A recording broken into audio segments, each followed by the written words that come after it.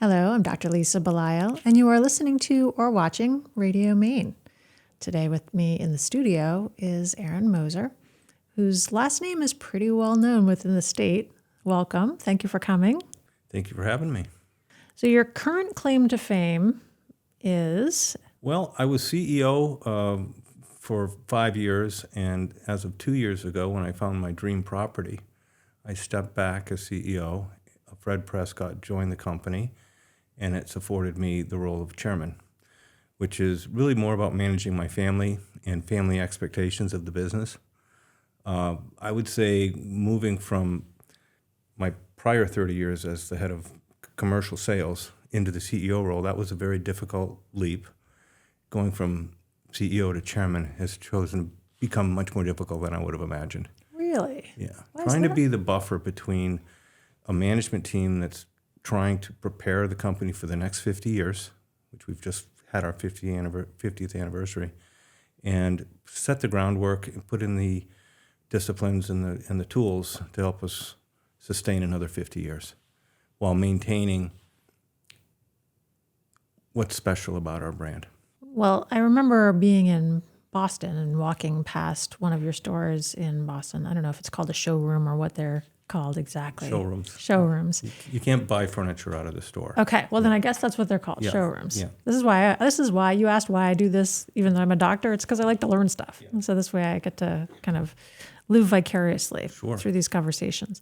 So we walked by one of these showrooms, and it was just so the quality, even standing on this Boston street, was so striking, and it was so evocative of Maine, and it really made me feel proud to think, oh, this is a company, this is a Maine company, and here they are down here in Boston. We try to ground ourselves more in the craft and in the tangible work that happens rather than, obviously the end game is a beautiful piece of furniture, but I think we identify ourselves as the makers, the people who are doing the work. My dad used to say the only reason he has a sales manager is to get rid of the things he makes. So I think some of that, I hope, rings true for us in the future, is that the making and the community of people who do the work, that's really who we are. The showrooms are a manifestation of that, but not necessarily the end goal. But if we achieved a graceful look and you were happy with it, great. And that is what I was saying. Not to say that you have an elite brand per se, just that it didn't seem in any way out of place because the work is so beautifully done. Yeah, thank you. Well, it travels well through time and space. Our products, if done well, if executed well, and honestly, they will fit a pretty broad range of environments and households and lifestyles. And that's really the goal, is to not put ourselves necessarily in a luxury.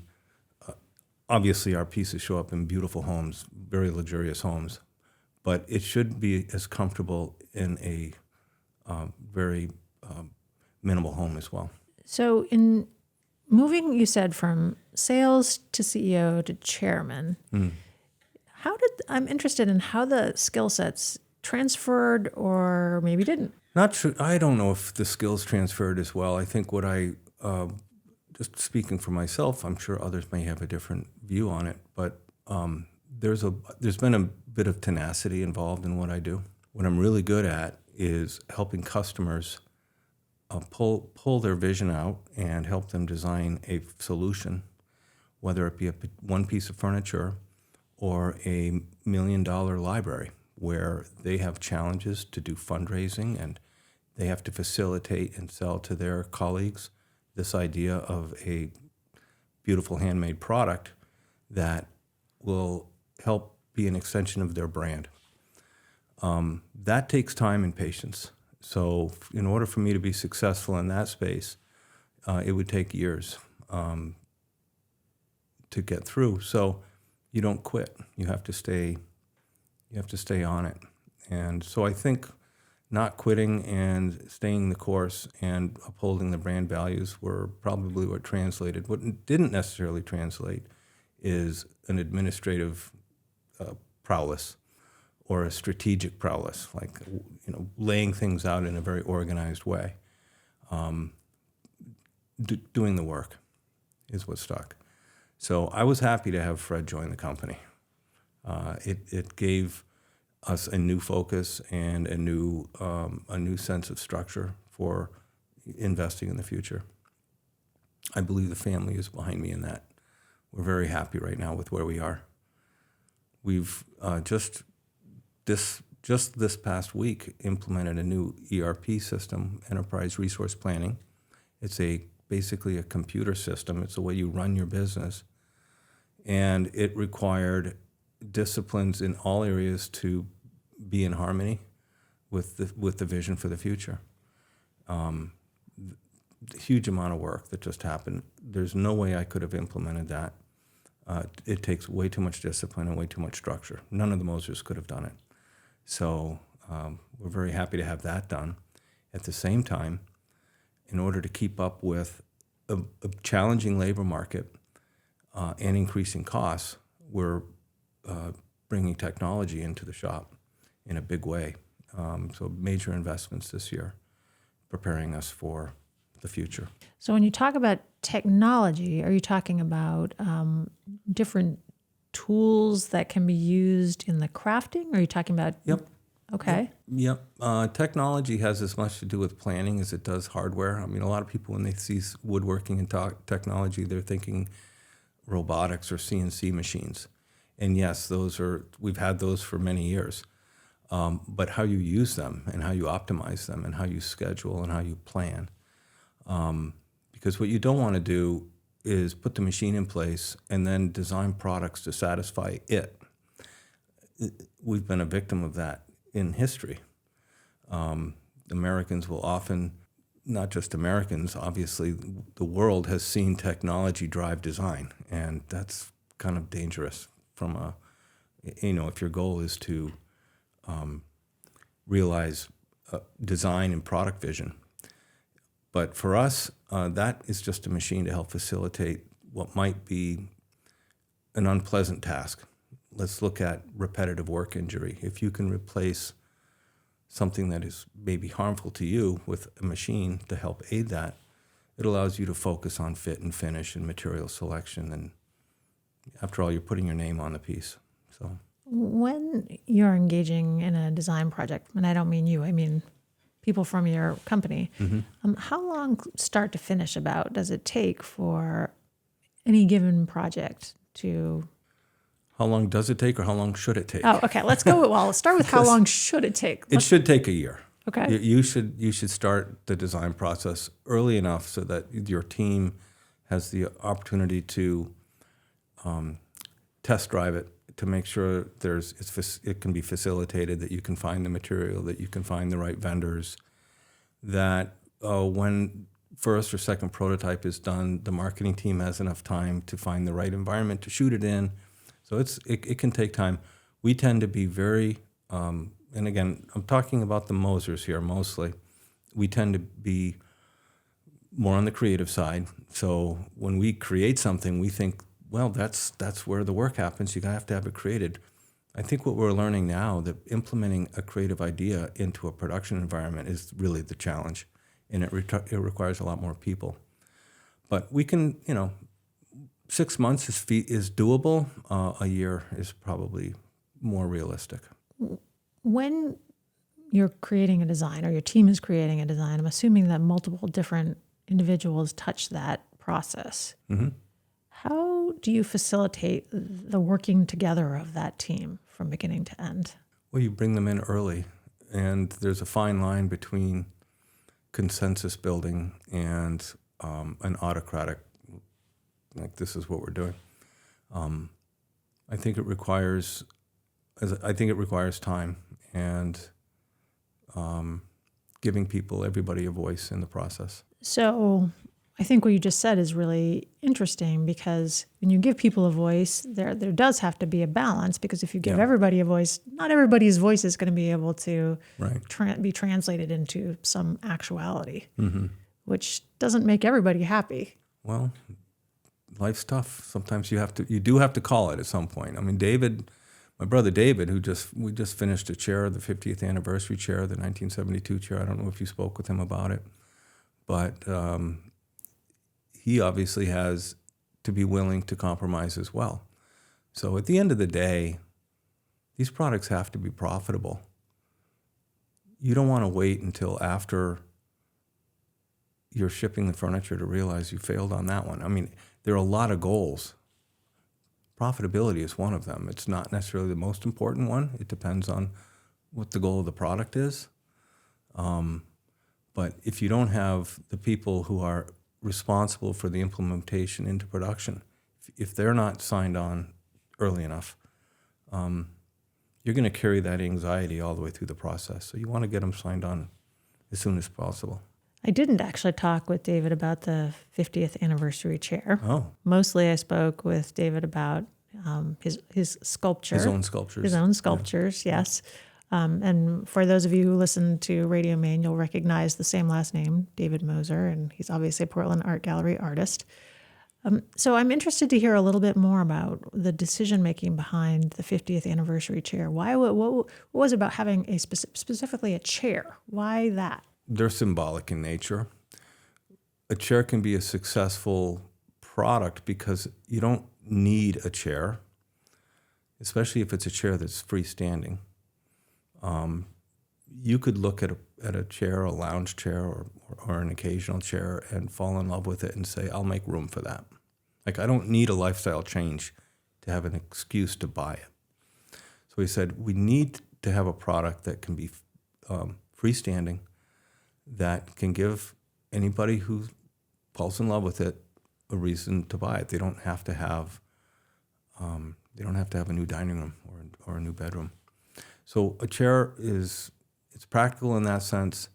It's very symbolic. If you look at chairs throughout history, they have great meaning. I'll tell you about the New York Public Library chair in a minute, but that's a very symbolic chair. The chairs we built for the Pope, very symbolic. But not just us, chairs in history. The word chairman has to do with the chair, maybe the only chair in the meeting the chairman would sit in. So chairs are symbolic. But how did we work with David to determine what style to chair and what should the message be? What statement does the chair make? And we agreed early on that if it's going to represent a 50-year culmination of a business, it should include elements of some of our more successful iconic products. So the 1972 chair, if you dissect it, and you should ask David to do that, you're going to see influences from my father and David and others in that chair, specifically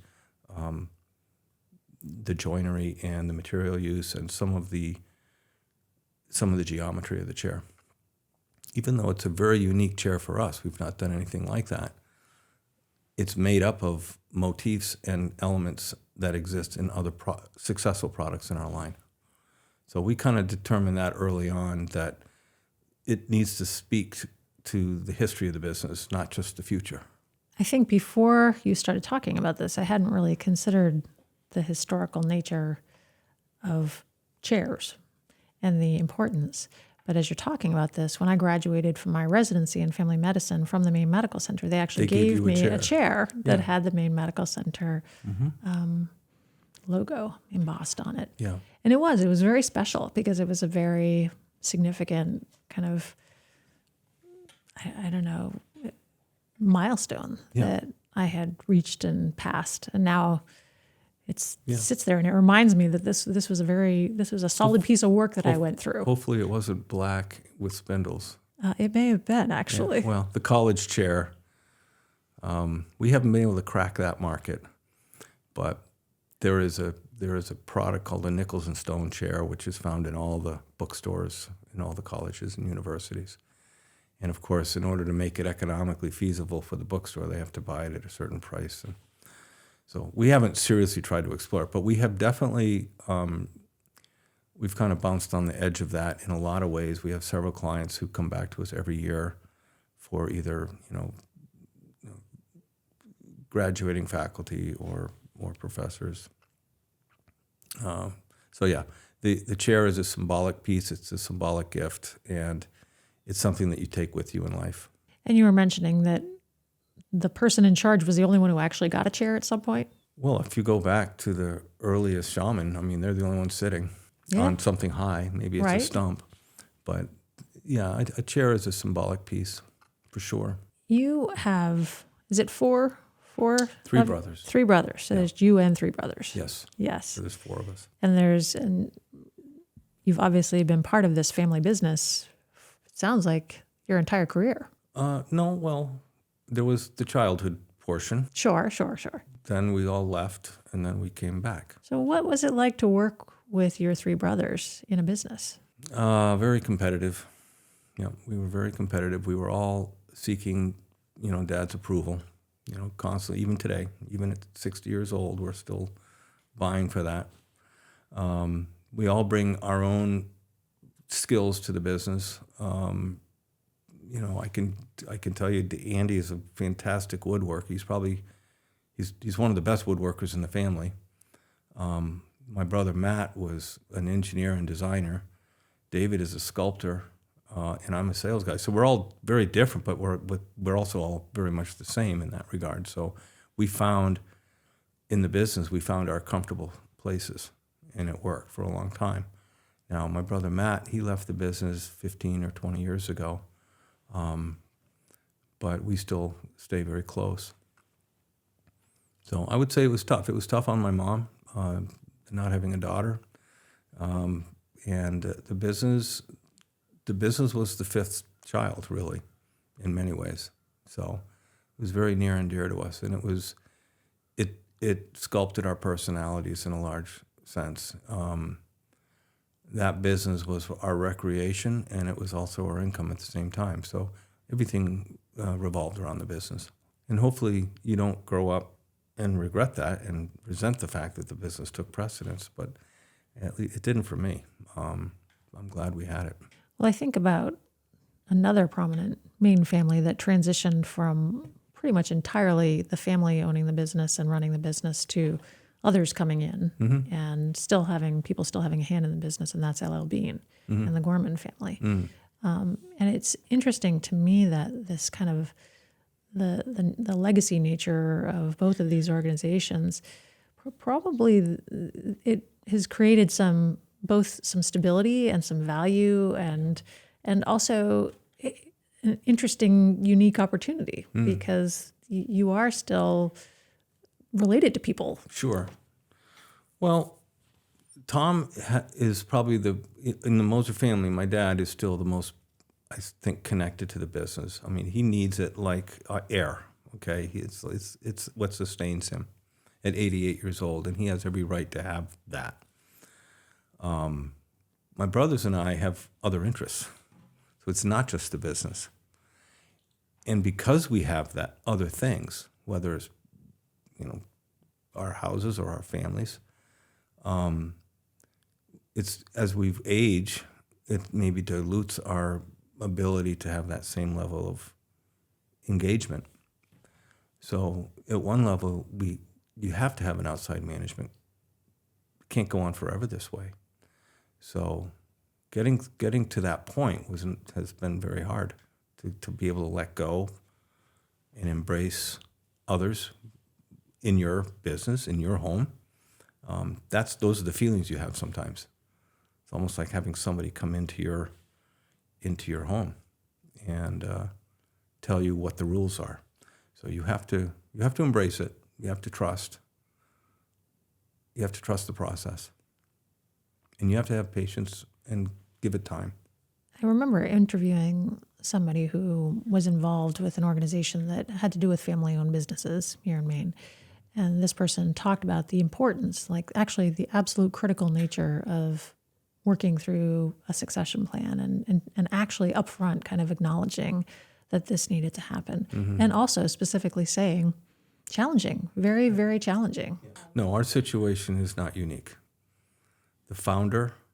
Asking the founder to let go, I mean, yeah, I don't think my dad's that unique in that sense. I think he's a brilliant person.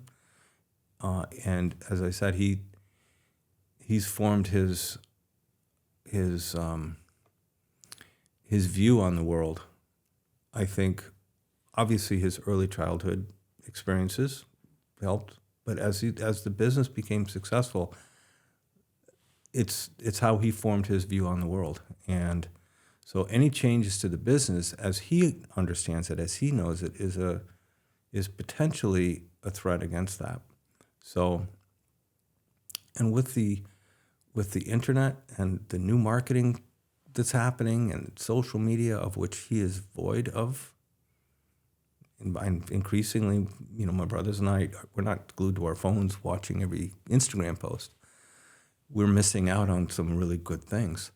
So when something negative happens, we sometimes don't have enough of the goodness to understand how it's balanced out. So, I have a Facebook account only so I can monitor our website, our Facebook account. You have to be able to do that. There was a time when 100% of who we are was visible only through a catalog. And that catalog was everything. It was a coffee table book.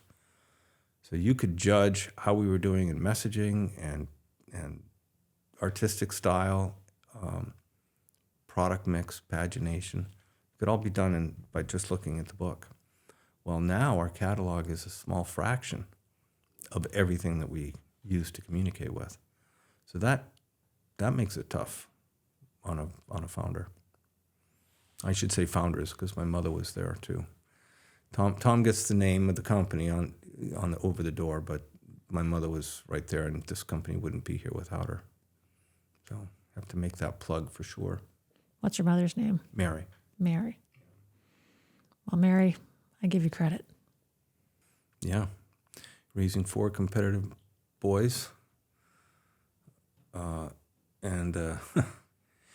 she took the brunt of it for sure. As we're talking, I'm thinking about, I have 5 brothers and 4 sisters. So that's a good balance. Yeah, my mom did a good job. My mom's name is Mary also, but my dad's name is Charlie. Mary and Charlie, they did a good job.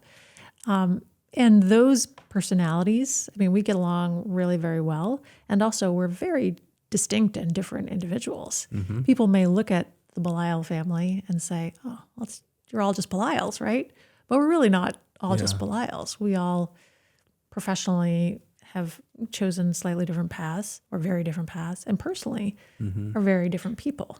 So it would be interesting. I can't really conceive of us all trying to come together and trying to make a living together, even 4 of us. Yeah, very, very interesting. Although also such an interesting opportunity, because you are working so closely with these people that are related to you. We're very lucky to have had this.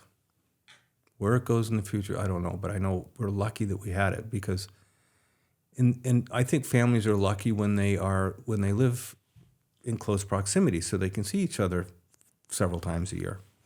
I know families where they're fragmented around the country and they may see each other every several years. My parents grew up outside of Chicago, and we still have relatives out there. The Wilsons, who are on my mother's side, they all lead very independent lives. They have their own careers, they have their own interests, but they're together a lot. And they don't have to compete with one another at all. And I think if there are any regrets, which again, there are a few, I would say my mother wishes the business had more to do with uniting than driving wedges. I think when you aggregate it all together, I think it actually did unite more. But when you're watching the sausage making all the time, you might lose track of that. So, yeah, we're lucky. Well, and I can relate in some part to what you're describing, because my husband and I work together on this show because he's the owner of the Portland Art Gallery. And so he and Emma Wilson and their team, I live and breathe the work that he does with the art gallery. It's, even though I am a doctor on my other side, this is a life that we live. I think when you have a business, especially a small business like his, but I can imagine even Thomas Moser.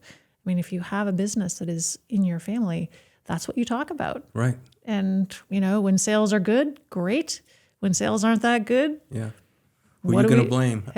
Well, I was going to say, what are we going to do about it? Yeah. But yes. And so I think that that's a really, that's not something everybody experiences, because a lot of people, they leave their homes, they go to work, they come back, maybe they talk about their job, but then they have a separate life. Yeah. And then the next day they get up and do it again. Yeah. And I know what it's like to do both of those things. Mm. I think the interdependence that you develop as a result of that, but also the high level of knowledge and experience and varied experiences are really invaluable in many ways. No, exactly. We don't like to admit it, but we learn from each other more than we give ourselves credit for. Aaron, we've been talking about the last 50 years. Mm. And I know you have some new and excited and invested individuals who are working with your family and are really bringing Thomas Moser forward. What types of things do you see for the next 50 years? I believe the groundwork is set for the values of the business to remain strong. I mean, we have set pretty clear expectations around quality, how we treat one another, how we treat the community that we're in, how we treat our customers. Those have been the priority. So we've seen profits come and go, but those values have remained steadfast. And the strategic plan, as it's currently written, sets those as the priority, continues the priority. What we're doing a little differently now, though, is we're saying, let's ensure that there is planful profit. Because if you think about the past, profit didn't feel like it was an important word to us. But in fact, if you want to have a sustainable workforce and a happy workforce, you must achieve profit. It has to be a closed loop. So I think it's codified and it's tied into the strategic plan now. And it's been authored by a group of really smart people who have also internalized who we are as a brand. So all I can say is super grateful to have the long-term employees, the folks who have just joined us, and a great management team to execute this strategy. So we're prepping for the next 50 years now. And hopefully beyond. Well, when 50 years comes, I'll let you know. Hope I'm around to That sounds good. It. Yeah. Well, Aaron, I really appreciate your willingness to come in and talk about Thomas Moser and your experience. And it's obviously a wonderful product. I think it represents the state of Maine well. It's something that we all feel connected to. But it's also it really is a great family story, because I think there are a lot of Maine families that are trying to work on wonderful Maine businesses. Not always easy. No, but it's not. It's important to kind of understand, I think, what that actually looks like. Yeah. So that we know that a lot of effort goes into the end product that we're all enjoying. Yes. So thank you. Thank you. I'm Dr. Lisa Belisle, and I have been speaking with Aaron Moser, the chairman of Thomas Moser. If you want to learn more about their products, please go to one of their showrooms or to the internet, to their website. I'm anticipating many of us are going to want to see the 50th anniversary 1972 chairs as a result of this conversation today. I really appreciate the time you've taken to come in and have this discussion with me. Thank you, Lisa.